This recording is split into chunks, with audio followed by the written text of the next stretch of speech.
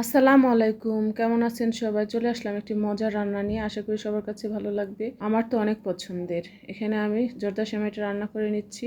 আমি কি উপকরণ দিয়ে রান্না করছি সেটা আপনাদের সাথে শেয়ার করছি। কড়াইতে ঘি দিয়ে দিলাম, আর এই সেমাইটা ঘি দিয়ে খেতে বেশি মজা। তারপরে এক প্যাকেট সেমাই আমি ভেঙে একটু ছোট করে নিয়েছি, তারপর দিয়ে দিলাম। ভালো করে ভেজে সুন্দর একটা ফ্লেভার আসছে, তার মধ্যে দিয়ে দিলাম নারকেল কুড়ানো। আমার ফ্রেশ নারকেল কুড়ানো ছিল না, ডিপ করা ছিল, সেটাই আমি দিয়ে রান্না করে নিচ্ছি। আরও দিয়ে দিলাম 1 কাপ পানি। ভালো করে সেমাইটা যেন সিদ্ধ হয়ে আসে।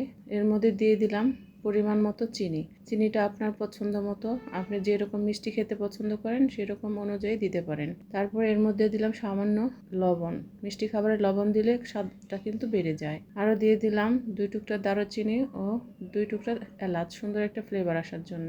এই দারচিনি এলাচটা আপনি ঘিয়ের সাথে ভেজে নিতে পারেন, আমার একটু পরে দিয়েছি।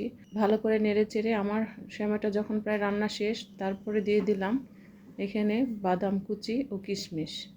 এখানে 3 ধরনের বাদাম কুচি আছে, কাজু বাদাম, কাঠবাদাম ও পেস্তা বাদাম। ভালো করে নেড়ে চেড়ে মিক্সড করে আমার রান্নাটা শেষ। এখন বেড়ে পরিবেশন করে নেব।